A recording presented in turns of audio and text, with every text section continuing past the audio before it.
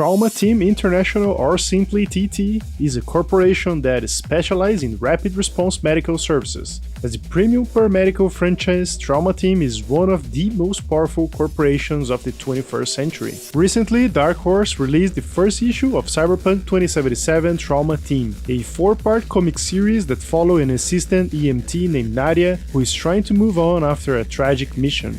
We still don't know if Nadia will be featured in the Cyberpunk 2077 game, but as far as I know, the comic story is canon. So I think we can expect at least a few references or maybe Easter eggs at least. About the Trauma Team background story, in 2020, TT boosted over a dozen squads on call at any time at any major city. Back in the 20s, whenever someone dials 911, the Trauma Team automatically bills the caller from the moment the call is made until the delivery to the hospital. The charges could vary, but they were usually 100 eddies for every minute until the arrival at the hospital. Special plans did exist ranging from 500 to 34,000 eddies per month, and back in 2020s the fanciest you could get was a gold plan that would guarantee you a response time of under 5 minutes. Also, all ammunition and fuel costs will be covered by that plan, but the customer will still have to pay for any equipment or personal damage. After the Fourth Corporate War, things changed substantially worldwide, and of course it wasn't very different for Trauma Team. Moving forward a few decades, by the time of the Red, Trauma Team works now as an independent franchise that maintains a few groups of licensed paramedics. They patrol the city responding to the calls of accident victims who subscribe to their service. Moving forward to 2077 Night City, it appears that things are way better again for very expensive heroes. From what we could see during the 2018 gameplay footage, they are back at performing combat extractions. Stop where you are!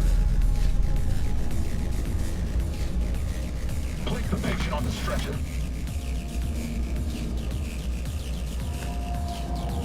Five steps back.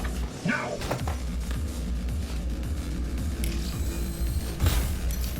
I said step back! PT-133 to control. Patient NC570442 secured. Stimulants being administered, 70 milligrams dopamine, 110 norepinephrine, 800 fibrine. Hey, give us a lift out of here? No problem. And there's also a new level of membership called Platinum. The advertising for the Trauma Team is visible in the Mega Building lobby, and it promises a 3-minute response time, so that clearly means that they are having more troops available by 2077.